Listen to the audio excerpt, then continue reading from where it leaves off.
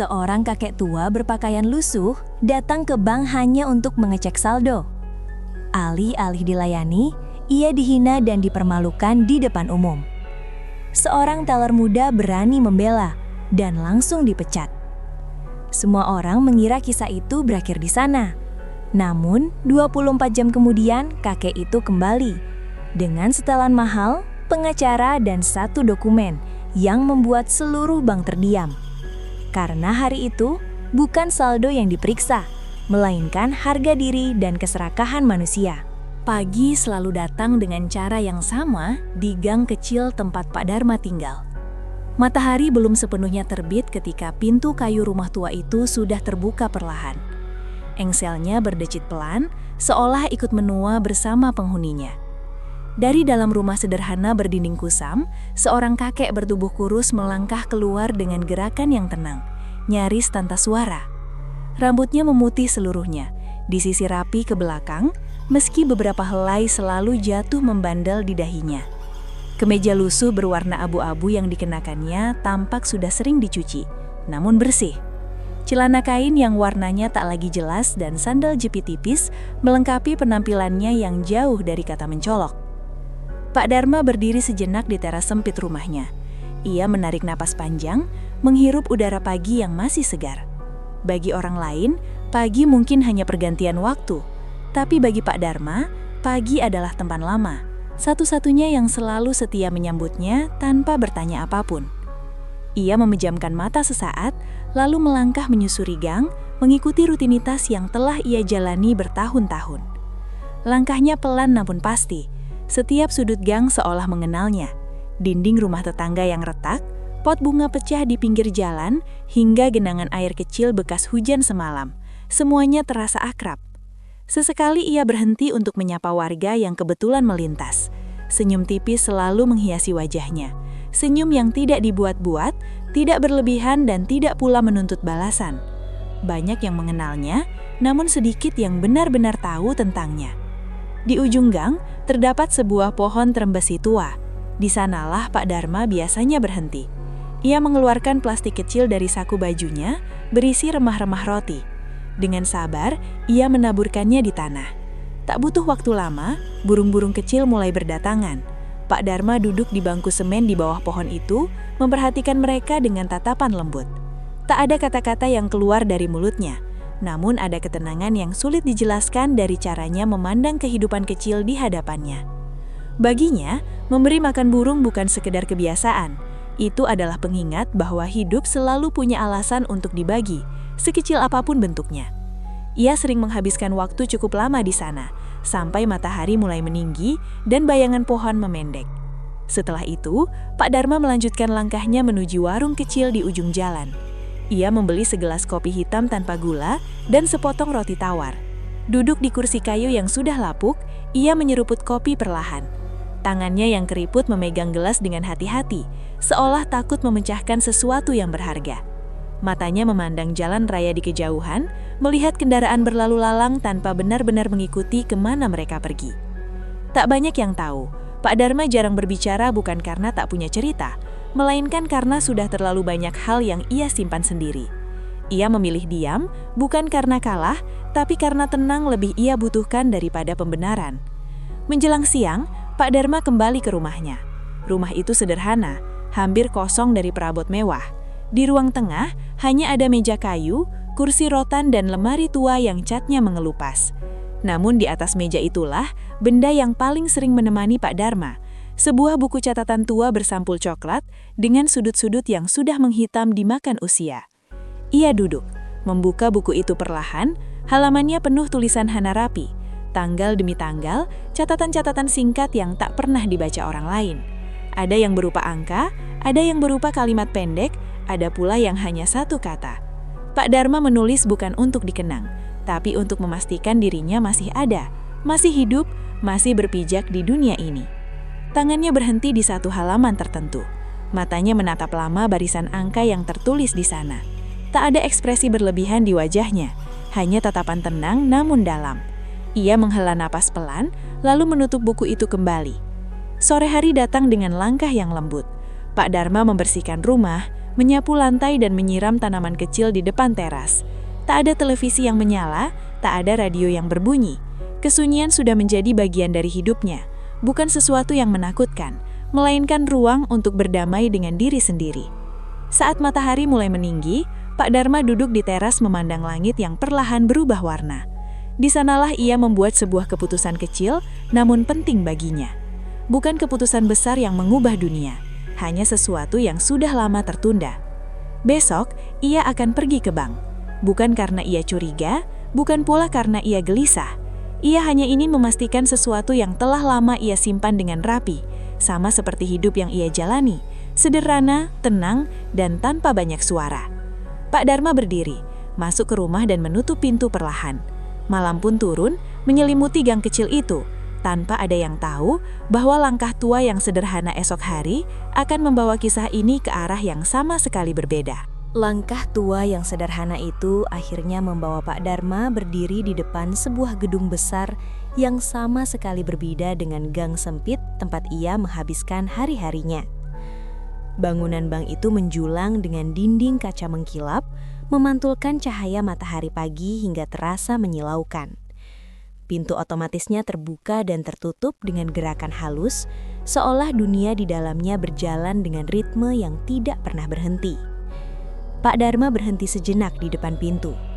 Tangannya yang keriput menggenggam erat buku catatan kecil yang ia bawa dari rumah. Ia menarik napas dalam-dalam, bukan karena gugup, melainkan karena ingin memastikan dirinya benar-benar siap memasuki ruang yang asing baginya. Sudah lama sekali ia tidak menginjakan kaki di tempat seperti ini. Dunia perbankan, dengan segala formalitas dan aturannya, terasa jauh dari kehidupannya yang sederhana. Begitu melangkah masuk, udara dingin dari pendingin ruangan langsung menyambutnya. Lantai marmer mengkilap memantulkan bayangan tubuhnya yang kurus dan pakaian lusuh yang ia kenakan. Di sekelilingnya, orang-orang berlalu lalang dengan pakaian rapi, jas mahal, sepatu mengkilap, tas bermerek yang digenggam penuh percaya diri. Suara langkah sepatu bercampur dengan denting halus mesin nomor antrian dan percakapan pelan para nasabah. Pak Dharma berjalan perlahan menuju area antrian. Matanya mengamati sekeliling dengan tenang, meski di balik ketenangan itu ada rasa canggung yang sulit ia sangkal. Ia berdiri sedikit menyamping, seolah tak ingin menghalangi siapapun.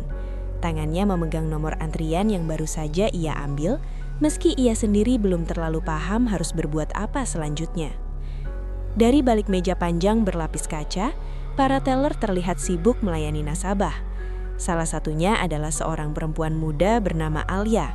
Wajahnya lembut, dengan senyum yang tampak tulus meski kelelahan samar terlihat di matanya. Setiap nasabah yang datang ia layani dengan sabar, menjelaskan prosedur dengan bahasa sederhana, tak peduli apakah orang di depannya mengenakan setelan mahal atau pakaian biasa. Tak jauh dari situ, di balik meja khusus yang lebih besar dan sedikit terpisah, duduk seorang pria dengan jas rapi dan rambut tersisir sempurna. Dialah Raka, manajer bank itu. Posturnya tegap, wajahnya tegas, namun sorot matanya menyimpan kesan dingin. Ia mengamati ruang pelayanan seperti seorang penguasa kecil, memastikan semuanya berjalan sesuai kehendaknya. Beberapa nasabah berpenampilan mewah datang silih berganti. Raka menyambut mereka dengan senyum lebar, berdiri dari kursinya, bahkan sesekali menjabat tangan mereka dengan penuh hormat. Nada suaranya berubah hangat, ramah, seolah setiap kata yang keluar sudah dilatih dengan sempurna.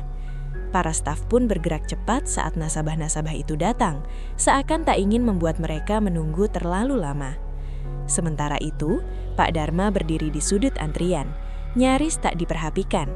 Beberapa pasang mata meliriknya sekilas lalu berpaling.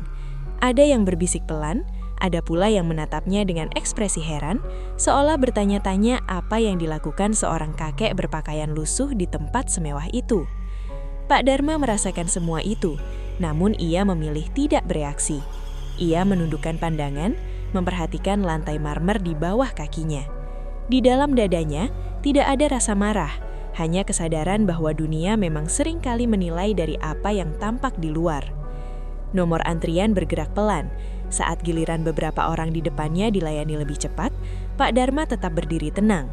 Sesekali ia menggeser berat tubuhnya karena kakinya mulai terasa pegal. Ia tidak mengeluh. Waktu baginya bukan sesuatu yang harus dilawan. Dari kejauhan, Alia akhirnya melihat Pak Dharma. Matanya menangkap sosok kakek itu yang berdiri sendirian dengan sikap ragu namun sopan.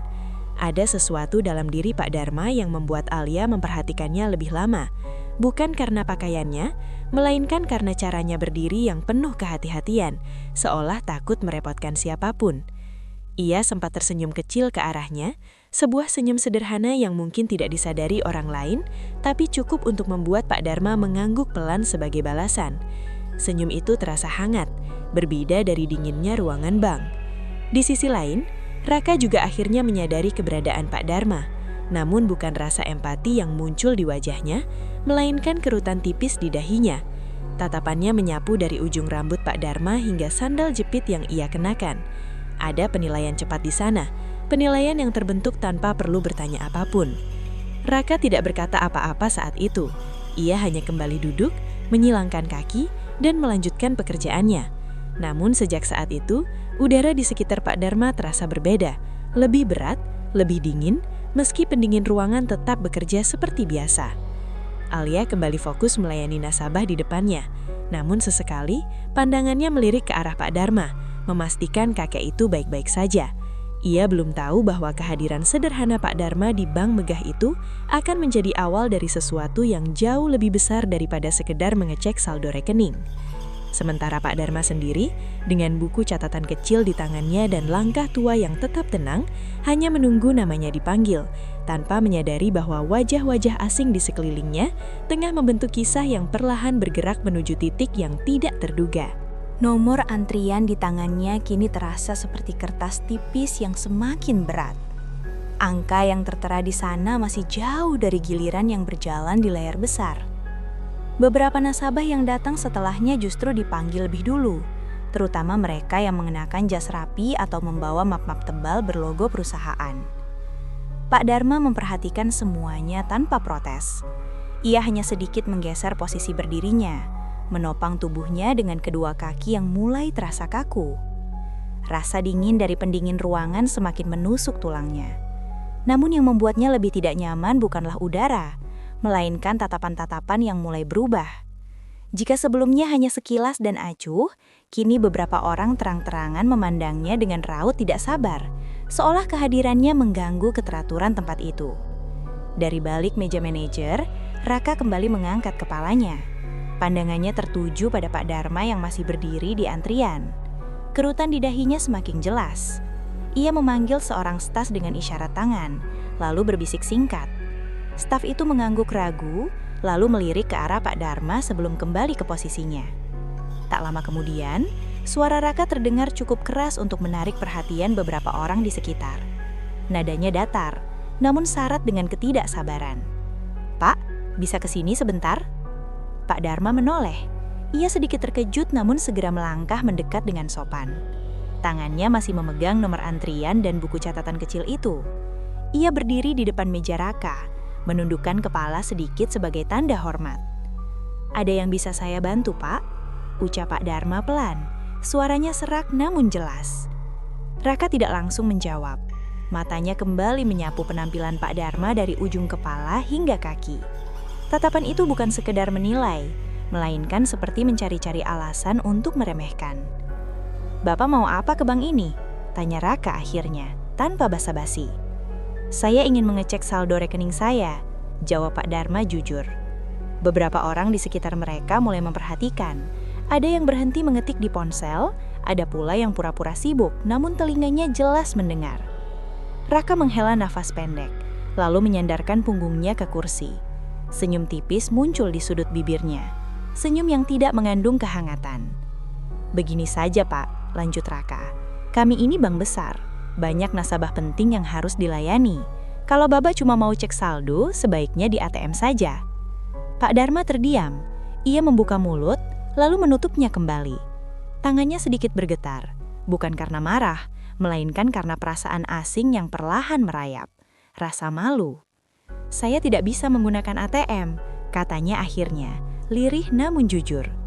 Kalimat itu justru memancing tawa kecil dari seseorang di belakang. Raka mengangkat alis, seolah mendapatkan pembenaran atas penilaiannya. "Ya sudah," katanya ringan. "Kalau begitu mungkin Bapak salah tempat." Kata-kata itu jatuh begitu saja, namun dampaknya terasa seperti tamparan. Wajah Pak Dharma memanas. Ia merasakan pandangan orang-orang semakin tajam, semakin menghakimi. Di tengah keramaian itu, ia merasa sangat kecil.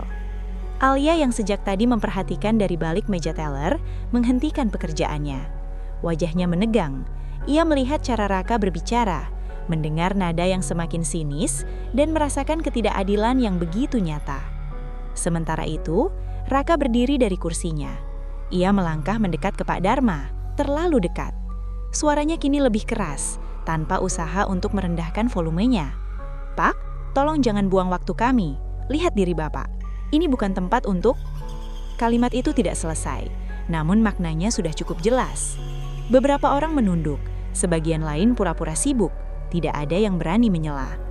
Puncaknya terjadi ketika Raka dengan gerakan kasar menepis tangan Pak Dharma yang memegang nomor antrian, hingga kertas itu jatuh ke lantai. Pak Dharma refleks membungkuk untuk mengambilnya. Saat itulah, sesuatu yang tidak manusiawi terjadi. Sebuah tindakan yang membuat ruangan bank seketika hening. Pak Dharma membeku, tangannya berhenti bergerak. Ia tidak mengangkat kepala. Dalam dadanya ada luka yang lebih perih daripada kata-kata. Bukan karena sakit fisik, melainkan karena harga dirinya diinjak-injak di hadapan banyak orang.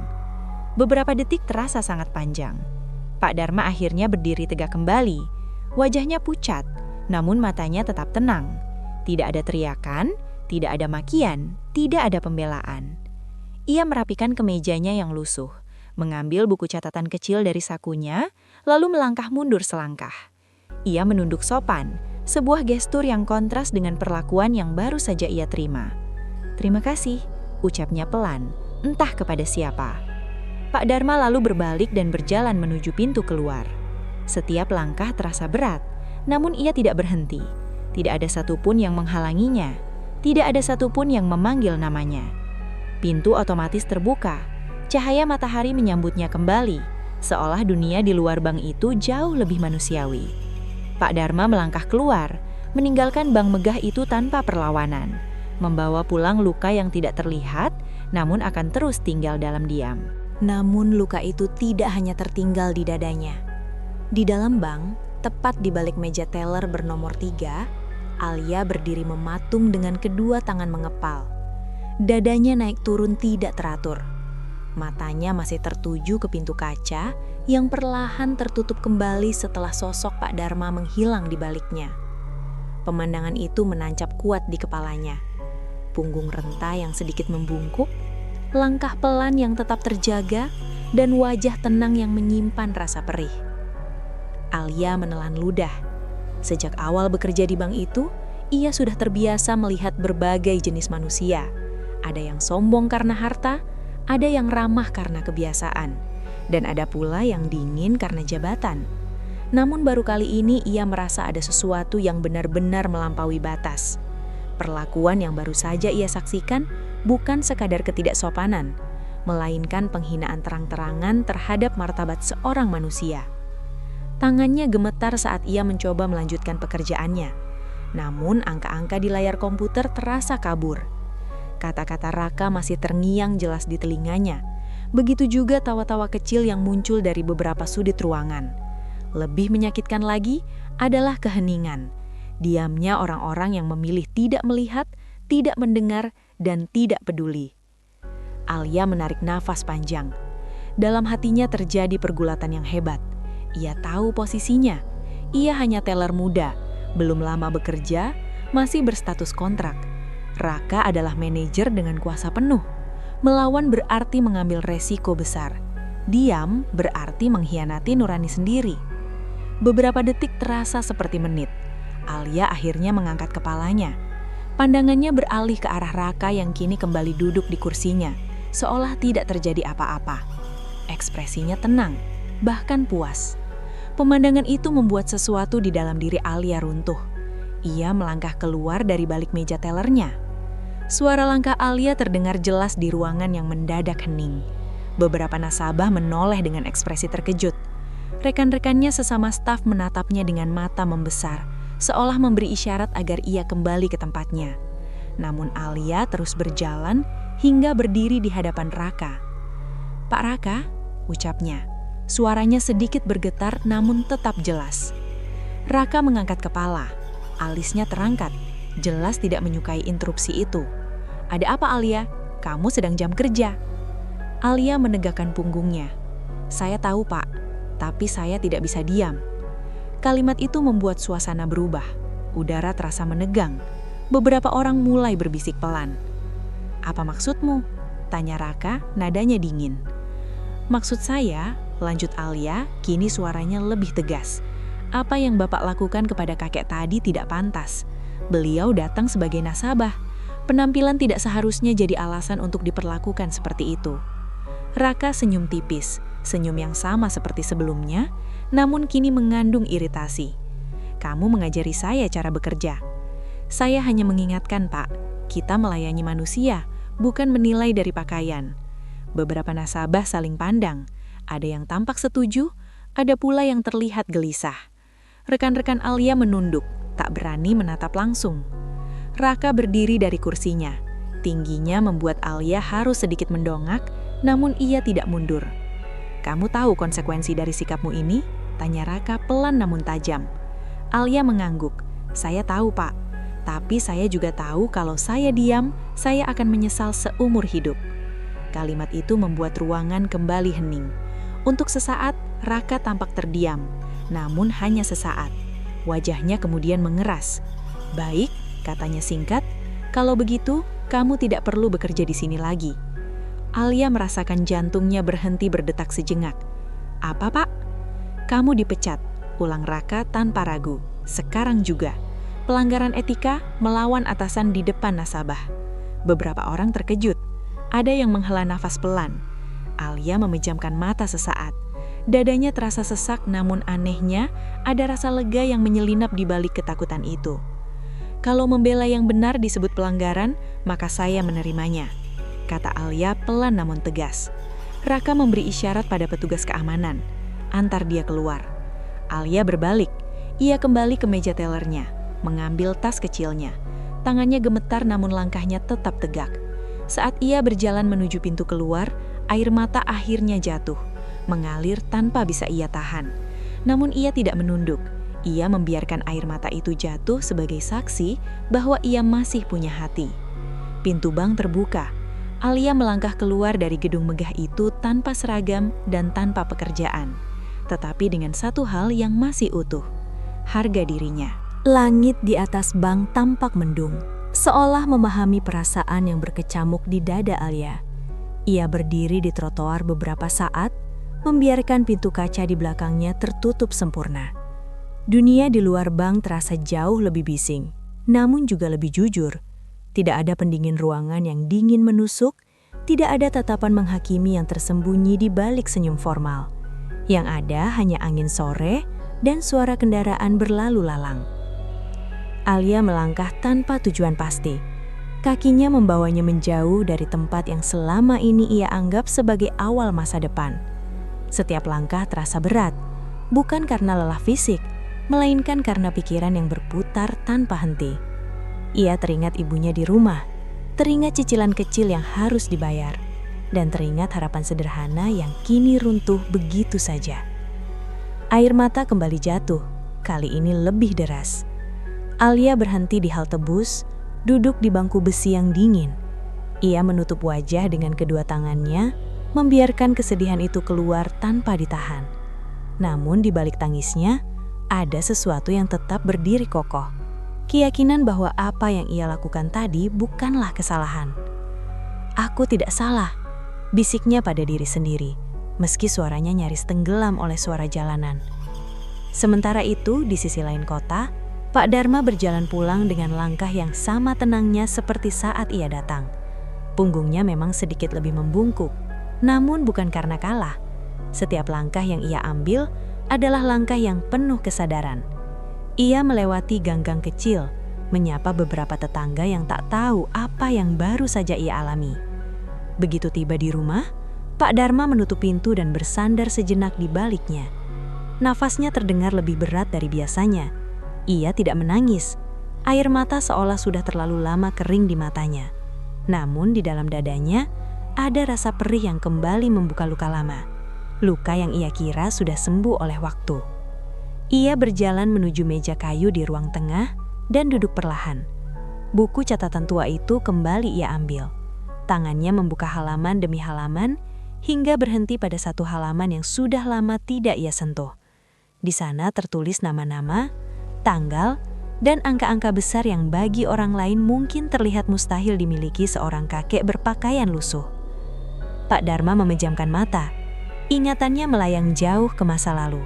Masa ketika ia bukan siapa-siapa, lalu menjadi seseorang, dan akhirnya memilih kembali menjadi tak terlihat. Ia teringat masa mudanya, ketika ia membangun usaha dari nol, jatuh bangun, dikhianati dan akhirnya berhasil. Ia pernah memiliki segalanya, uang, kekuasaan, jaringan. Namun semua itu datang bersama harga yang mahal. Rekening yang ingin ia cek hari ini bukanlah rekening biasa. Itu adalah sisa dari hidup yang pernah ia tinggalkan dengan sengaja. Ia menyimpannya di bank itu bukan karena lupa, melainkan karena ia ingin melihat sejauh mana dunia berubah. Ia ingin tahu, apakah manusia masih dinilai dari sikap atau hanya dari tampilan. Alasan ia datang sendiri tanpa pengawalan pun sederhana. Ia lelah dengan penghormatan palsu. Ia ingin diperlakukan sebagai manusia biasa, tanpa nama besar, tanpa jabatan, tanpa bayangan masa lalu yang selalu mendahului langkahnya. Pak Dharma membuka laci kecil di samping meja. Di dalamnya tersimpan map coklat berisi dokumen-dokumen penting. Ia mengeluarkannya satu persatu, memastikan semuanya masih ada. Tangannya berhenti pada sebuah kartu nama lama. Nama sebuah firma hukum ternama tertera di sana. Ia tersenyum tipis. Sepertinya waktunya sudah dekat, gumamnya pelan. Malam semakin larut. Di rumah kecil itu, lampu menyala temaram. Pak Dharma duduk diam, menatap dinding seolah sedang berbicara dengan masa lalunya sendiri. Tidak ada amarah berlebihan di wajahnya. Hanya ketegasan yang lahir dari pengalaman panjang.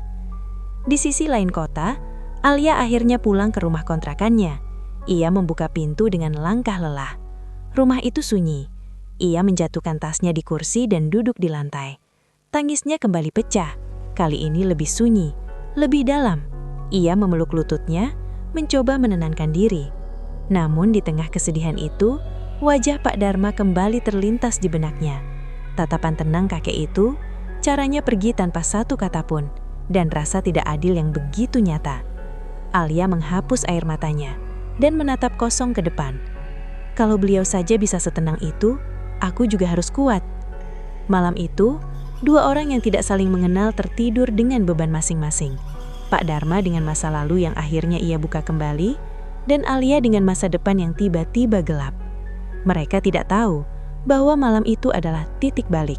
Malam yang diam-diam sedang menyusun takdir yang akan mempertemukan kembali jalan hidup mereka dengan cara yang tak pernah mereka bayangkan.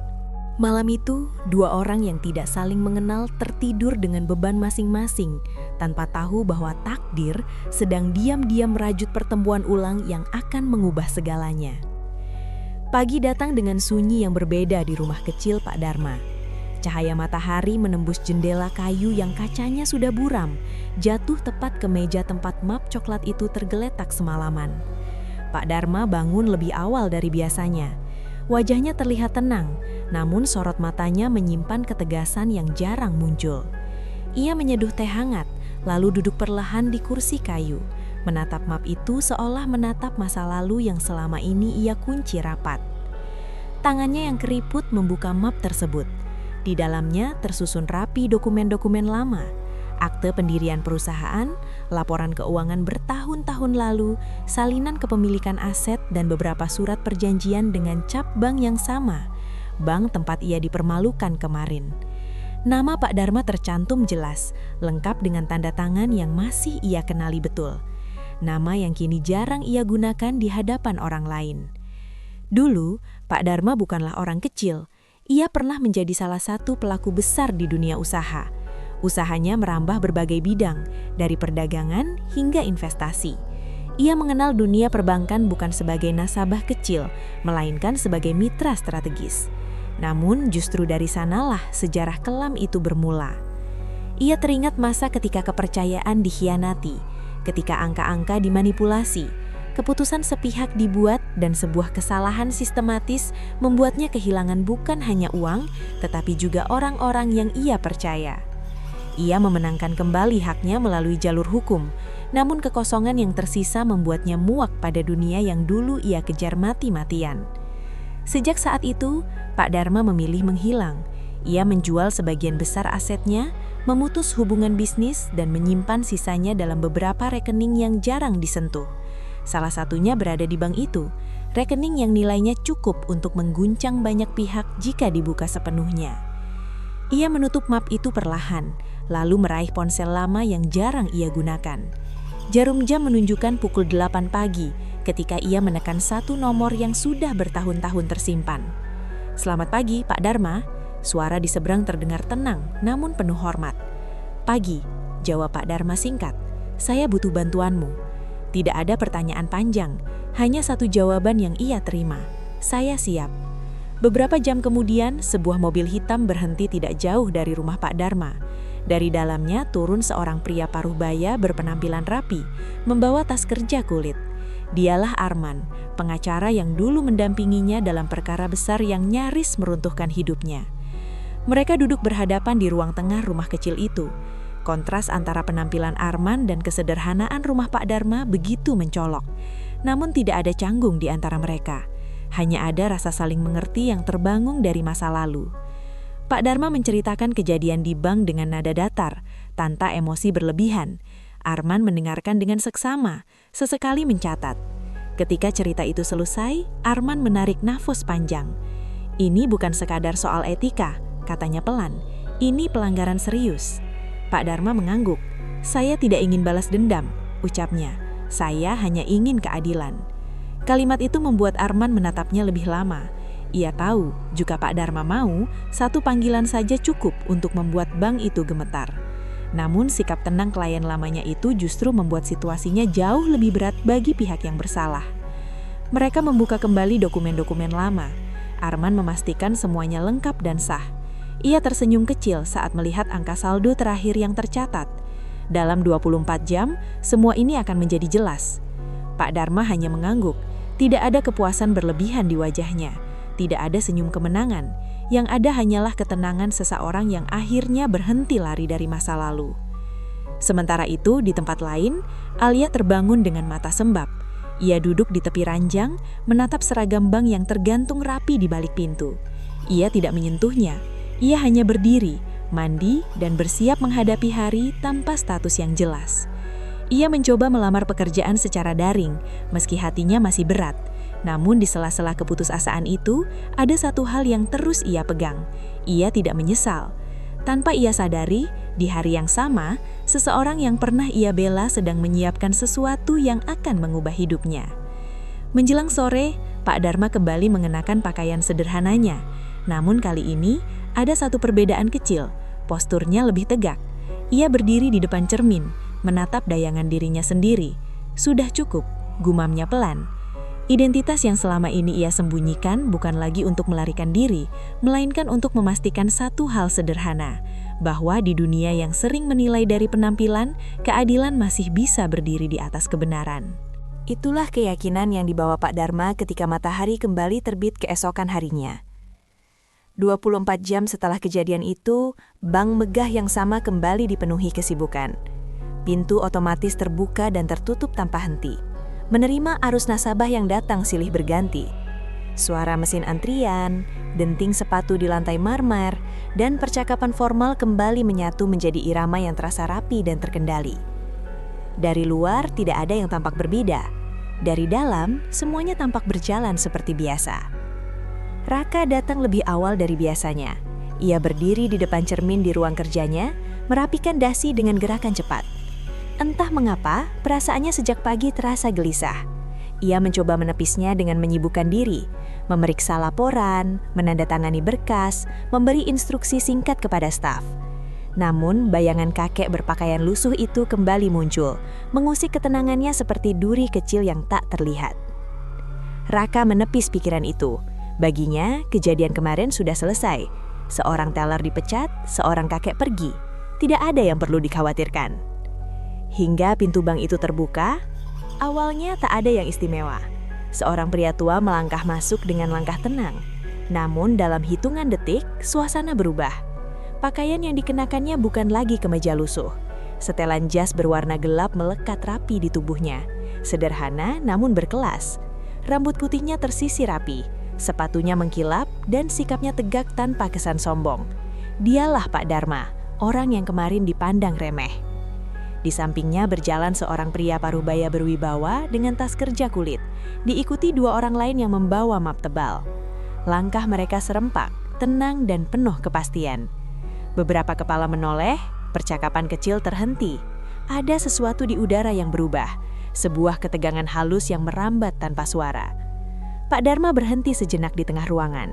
Ia menatap sekeliling, bukan untuk mencari-cari kesalahan, melainkan seolah memastikan tempat itu sama dengan yang ia datangi kemarin. Lalu ia melangkah menuju meja resepsionis. "Saya ingin bertemu manajer," ucapnya pelan namun tegas. Nada suaranya tidak tinggi, namun cukup untuk membuat staf di depannya terdiam. Resepsionis menatapnya dengan ragu, lalu melirik ke arah pengacara di samping Pak Dharma. Tanpa banyak tanya, ia mengangguk dan menghubungi ruang manajer. Di ruang kerjanya, Raka mengangkat kepala ketika pintu diketuk. Seorang staf masuk dengan wajah tegang. "Pak, ada tamu, ingin bertemu. Mereka bilang urusan resmi." Raka mengernyit. "Suruh tunggu." Namun belum sempat ia berdiri, pintu itu kembali terbuka. Pak Dharma masuk bersama Arman dan tim legalnya. Langkah mereka mantap, tidak ada senyum kemenangan, tidak pula ekspresi marah. Hanya ketenangan yang terasa jauh lebih menekan. Raka membeku sesaat, matanya membesar ketika mengenali wajah Pak Dharma. Namun yang membuatnya benar-benar kehilangan kendali adalah dokumen yang diletakkan Arman di atas meja. Rapi, tebal, dan bertanda resmi. "Selamat pagi," ucap Pak Dharma. "Kita bertemu lagi." Raka berusaha tersenyum, namun bibirnya terasa kaku. "Ada yang bisa saya bantu?" Katanya nada suaranya tidak sekuat biasanya. Arman melangkah maju. "Kami datang untuk menindaklanjuti kejadian kemarin. Klien kami mengalami perlakuan yang tidak pantas. Kami membawa dokumen pendukung." Raka menelan ludah. Ia mencoba duduk namun tangannya bergetar saat meraih kursi. Dari balik dinding kaca, beberapa staf memperhatikan. Bisik-bisik mulai terdengar. Pak Dharma berdiri di hadapan meja itu. Tatapannya tertuju pada Raka, tidak dengan amarah, namun dengan ketegasan yang membuat seseorang ingin menunduk. "Kemarin saya datang sebagai manusia. Hari ini saya datang sebagai pemilik hak." Kalimat itu jatuh seperti malu. Raka membuka map teratas. Angka-angka besar tertera jelas. Nama Pak Dharma tercetak rapi. Tanda tangan, cap bank, semua sah. Wajah Raka memucat. Ini tidak mungkin, gumamnya. Arman menyilangkan tangan. "Sangat mungkin, dan kami masih belum selesai." Di luar ruangan, suasana bangki yang tegang. Para nasabah mulai merasa ada sesuatu yang besar sedang terjadi. Tidak ada teriakan, tidak ada keributan. Justru ketenangan itulah yang membuat segalanya terasa genting. Raka mencoba bangkit.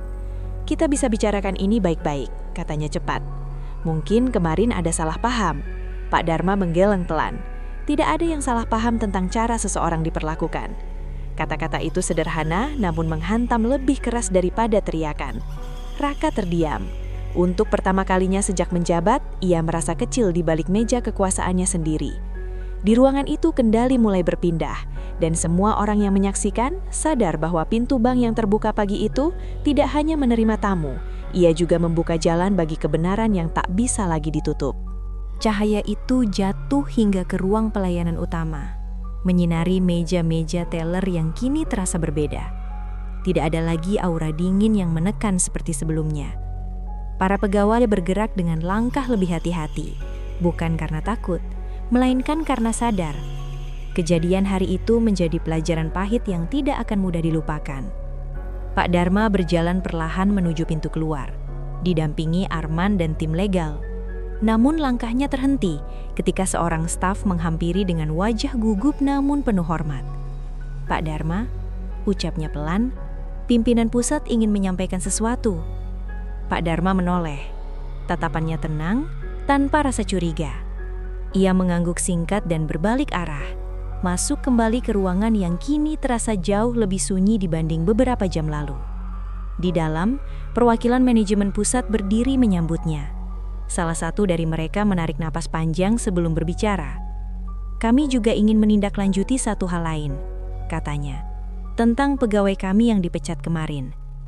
Nama Alia disebut. Di tempat lain, Alia sedang duduk di rumah kontrakannya menatap layar ponsel yang sejak pagi tak henti ia periksa. Ia baru saja mengirim beberapa lamaran kerja, meski hatinya belum sepenuhnya siap menerima penolakan demi penolakan. Ketukan pintu membuatnya terkejut. Namun yang benar-benar membuat jantungnya berdegup kencang adalah panggilan masuk yang muncul di layar ponselnya hampir bersamaan. Nomor tak dikenal. Dengan tangan sedikit gemetar, Alia mengangkat telepon. Suara di seberang terdengar formal namun ramah. Ia diminta datang kembali ke bank, bukan sebagai kewajiban, melainkan sebagai undangan resmi. Tidak ada penjelasan panjang, hanya satu kalimat yang membuat Alia terdiam lama setelah panggilan berakhir. Kami ingin memperbaiki kesalahan. Sore itu, Alia kembali berdiri di depan bank megah yang sama. Namun perasaannya kini berbeda. Tidak ada lagi rasa takut seperti kemarin. Ia melangkah masuk dengan kepala tegak, mengenakan pakaian sederhana namun rapi. Beberapa pegawai yang melihatnya langsung menoleh, sebagian dengan ekspresi terkejut, sebagian lain dengan senyum kecil yang tulus. Di ruang pertemuan, Alia duduk berhadapan dengan manajemen pusat. Pak Dharma juga ada di sana, duduk tenang di sisi ruangan. Alia terkejut melihatnya, namun Pak Dharma hanya tersenyum tipis, sebuah senyum yang menenangkan tanpa perlu banyak arti. Kami memutuskan, ujar perwakilan manajemen pusat, untuk memulihkan nama baik saudari Alia. Namun bukan itu saja, kami ingin saudari menjadi bagian dari perubahan. Alia terdiam, matanya berkaca-kaca. Kami menawarkan posisi baru, bukan sekedar teller, melainkan perwakilan integritas pelayanan. Suara pengingat bahwa bank ini melayani manusia, bukan penampilan. Air mata Alia jatuh namun bukan karena sedih. Ia menunduk, menahan isak, lalu mengangguk pelan. Terima kasih, saya hanya melakukan apa yang menurut saya benar. Pak Dharma memperhatikan pemandangan itu dengan hati yang terasa ringan. Ia tidak ikut campur, tidak menambahkan apapun. Baginya momen itu sudah cukup. Ia berdiri, bersiap pergi. Namun sebelum melangkah keluar, ia diminta menyampaikan sepatah kata. Pak Dharma menatap ruangan itu. Para pegawai, manajemen dan Alia memperhatikannya dengan penuh perhatian. Ia tidak berbicara panjang, tidak ada pidato, tidak ada nada menggurui. Perlakukanlah manusia, katanya pelan namun jelas, sebagai manusia. Hanya itu, tidak ada kalimat lanjutan. Namun kata-kata sederhana itu terasa lebih berat daripada dokumen setebal apapun. Beberapa orang menunduk. Sebagian lain menarik napas panjang seolah baru menyadari sesuatu yang selama ini terabaikan. Pak Dharma kemudian melangkah keluar. Kali ini pintu bank terbuka bukan dengan ketegangan, melainkan dengan kelegaan. Cahaya matahari menyambutnya, hangat dan jujur. Ia berhenti sejenak di trotoar, menghirup udara dalam-dalam, lalu berjalan pergi dengan langkah tua yang tetap sederhana. Langkah yang tidak lagi membawa luka, melainkan ketenangan. Di dalam bank, Alia berdiri di balik meja, bukan hanya sebagai pegawai, tetapi sebagai pengingat hidup. Sebuah bukti bahwa keberanian memang memiliki harga, namun juga membawa nilai yang jauh lebih besar. Hari itu, semua yang hadir belajar satu hal yang tak tertulis di buku panduan manapun. Penampilan bisa menipu, jabatan bisa runtuh, tetapi sikap akan selalu meninggalkan jejak.